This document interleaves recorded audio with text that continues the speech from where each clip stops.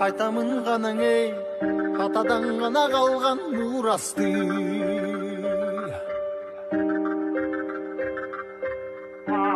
Жаңырып заман ей, жаңымын баба салтын улантты.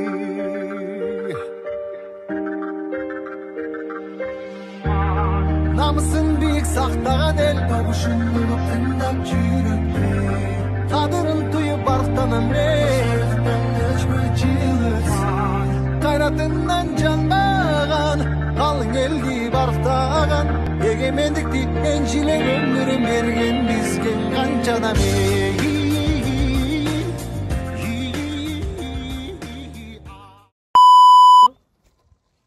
Ассаламу алейкум, урматтуу биздин аскы чагырман мекендештер, жайдаштар, арыбаңыздар, ар бириңиздерге Алла Тааланын мерими жана ырайымы болсун. Туугандар, биз бүгүн иншалла буйруса ушундай жерге келип бердик. Московская область, Химкент тарапта. Эмне максат? Максат туугандар, бүгүн биз таксопарктагы балдарга, жердештерге, коллегаларга кой союп берип атабыз туугандар. Ошого бүгүн заранее эрте келип, баардык нерсесин даярдап, азыр буйруса иншалла койду союп баштайбыз. Анан калганын дагы водительдер келгенде дагы көрсөтөбүз туугандар. هو الله أحد الله الصمد لم يلد ولم يولد ولم يكن له كفوا أحد سبحان ربك رب العزة عما يصفون والسلام على المرسلين والحمد لله رب العالمين آمين.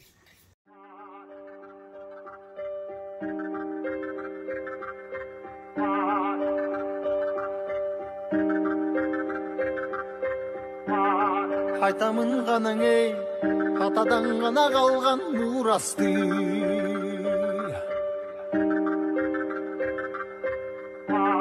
Жаңырып заман ей, жаңымын баба салтын улантты. Биздин повардан, Шуңкар агабыздан бир мастер-класс туз кош боюнча.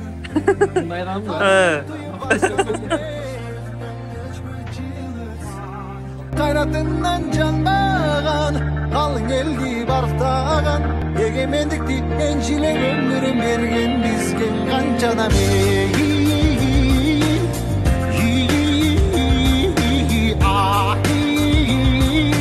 Ташта ізі қалған қырғызымдың бірін кеттің ауылысқа, бірін жетті жылдызға, бірін жарап намысқа, бір-біріңді аңғалашпа.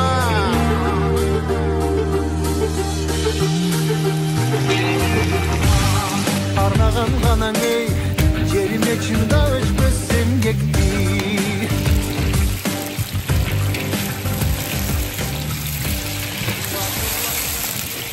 Алейкум, урматтуу биздин таксырыбыз карышкырыбыз. Кімнің бұл паши? Кімнің бұл пашимын я? Келиңер. Биринчиле келип мен бастыбы, баспадыбы билбейм, бирок телефон ушундай кылган эле иш бар да. Баштакырыбыз. Не дейин? Сүйлөп бериңем, кандай болтат, эмне болтат? Келбегендергеби же? Жок, келгенде деле, жалпысына. Жакшы болуп атат. Ооба, иш жакшы болуп атат, келгиле, иштегиле. Шо? Жакшы болтат дегенде. Ана жакшы болуп атса, жакшы болуп атат дейм, жаман болуп атат дейм, жакшы болуп аткан ишти деле. Шу карышкыр акабыз даң тарс сүйлөп турган акабыз. Жакшы, ассаламу алейкум. Дагы сизден дагы бир эки сөз. Кандай болтат, эмне болтат? Сиз жакында эле чыктым дедиңиз, а? Жакында эле чыктым, Негизи бир эки күн иштедиңизби? İşledim. Courier Express жеңил машинада. Жеңил машинадагылар көпчүлүгү сурап атышат. Кандай болду? 2 күн ичинде эмне байкадыңыз? Чыгып иштесең болот, Кудага шүгүр. Секрет болбосо канча болду? Секрет болбосо ушу 5-6 миң табасың. 5-6 миң иштесе? Болот, иштесең. Жакшы. Болду эсеп, рахмат. Паркка айып жокпу? Паркка айып жок. Сон. Сиздечи? Вообще. Кече айыптарды айттыңыз го группага? Муну YouTubeга чыгарбасаң анан айтам. Сиздин машинаңыз бузулуп калыптыр. Сизден комментарий албай эле коеюн деп кой. Келгиле иштегиле. Парк эң сонун, жакшы парк. Бүт жагынан жардам берет, түшүндүрүп берет, айтып берет. Кошулгула. Мен эң сүйүктүү акам болду ушу. Таксырым, сизден дагы экөө сөз алып коеюн эми. Айтып. Негиз кандай болду? Жумуш Яндекс боюнча спорттор 2 айда эткенсиз, а? Эми Яндекс кандай десем, картадай. Бир күндө болот, бир күн болбой. Ошондой, а? Ачыгын айтканда. Бир күнү багы күлүп киресиң, бир күнү капа киресиң. Эми буйруган болуп атат. Кудайга шүгүр. Стабилдүү иш эмес. Стабилдүү иш эмес. Эми жок дегенде 4-5 күн менен киресиң да. Болбоду дегенде. Болбоду дегенде. Кудайга шүгүр анда. Кайгырып Ооба, Кудайга шүгүр экен. Болсо жакшы эле болуп калат эми, аны айтпай эле коеюн. Ооба, ал жагын кереги жок, а? Жок. Анан акыркы учурда ана портерлер биздики туугандар. Мыякта онда карышкыр турат, караңыздарчы. Мына карышкырды көрдүңүздөр.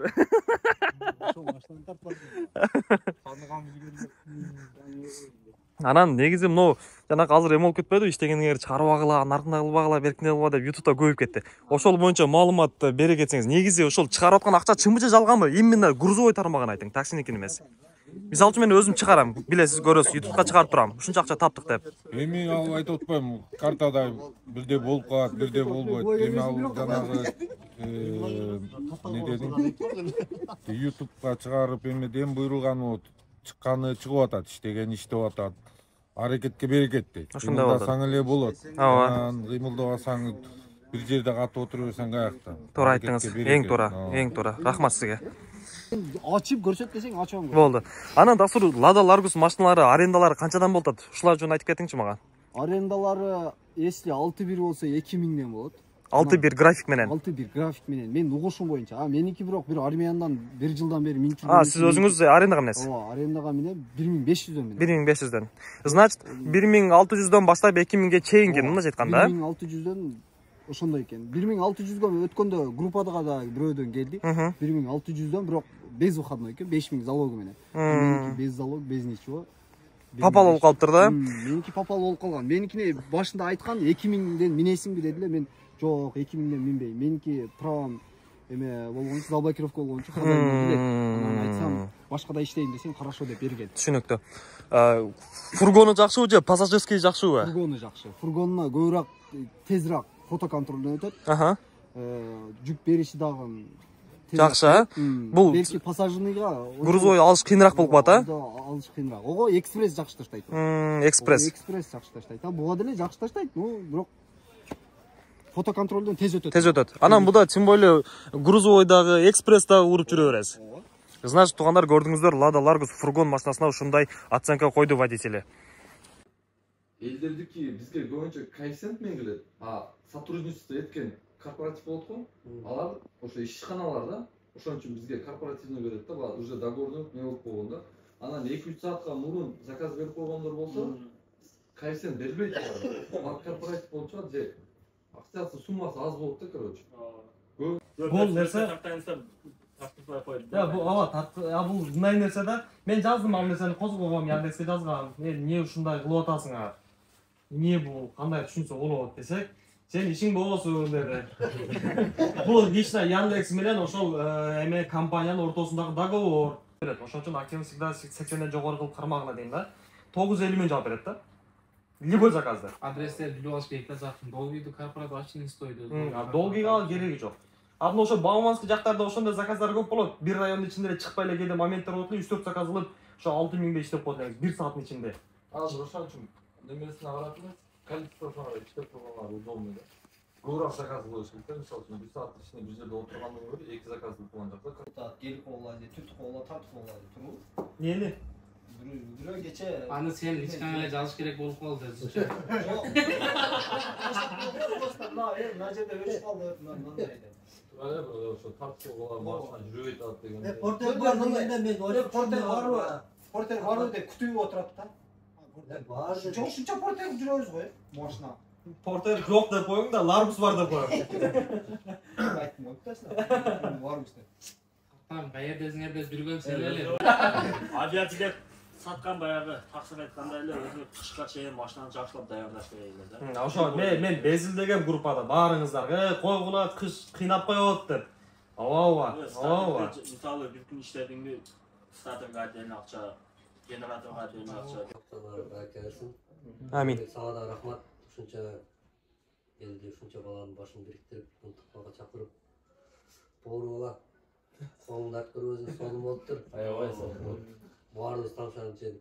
Дайым ушундай элдин кызматында жүрө беркем. Рахмат.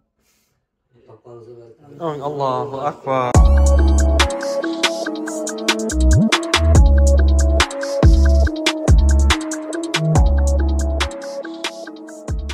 Москва шаарына мекендештер туугандар. Ушу менен биз бүгүнкү күнүбүздү жыйынтыктап атабыз. Водительдер иншалла келип баардык ыраазычылыгын билип ыраазы болуп үйлөрүнө таркашты. 20-30 адамдай тейледик. Бүгүн ошол биз таксопарктагы балдарга жылдын башында жакшы дем менен, жакшы күч менен, мындайча айтканда жакшы настроение менен баштасын деген максатта ушу бүгүн иншалла кой союп бердик водительдерге, баардыгы ыраазы болуп, ыраазычылыктарын билдирип кетишти. Эми эмнени айткыбыз келет ушу менен туугандар.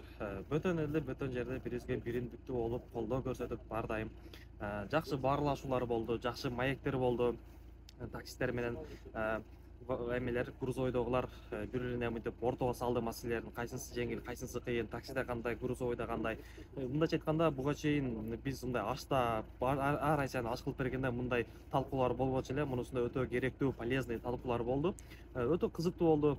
Көптөгөн жаңы айдоочулар бизге келип кошулуп, ошолар да көптөгөн жакшы информацияларды алып, көптөн бери иштеген водительдерден. Ошол менен туугандар, айтайын деген нерсе, келиңиздер, иншалла чогуу иштешебиз. Чогуу мындайча айтканда бутка турабыз дегендей туугандар. Ар бириңиздерге всегда, мындайча айтканда, всегда рада, орусча айтканда, кучак жайып тосуп алганы ар дайым даярбыз жана көмөгүбүздү иншалла ар дайым көрсөтөбүз. Ушул жерде айта кетчү нерсе туугандар, бизде машина берилбейт. Бизде только Яндекске подключение. Андан сырткары водительдерге жаңы биз услуга коштук туугандар. Водительдер если бизге келип, водитель иштеп, анан тапкан акчасы, доходу аз болуп аткан болгон болсо, иштей албай аткан болгон болсо, биз өзүбүз водитель менен кошо чыгып, бир күн болсо бир күн, 2 күн болсо 2 күн жол жоболорун көрсөтүп, кайсыл жерде жүрүш керек, кандай заказдарды алыш керек, эмнелерди кылыш керек, ошолордун баардык жол жоболорун көрсөтүп, иншалла водительдин доходун көтөрүп чыгарып бергенге аракет кылып атабыз. Буга чейинки видео ошол тууралуу болгон, кирип ошолун да көрүп чыксаңыздар болот. Ошол туугандар, баарыңыздарга кутман кеч.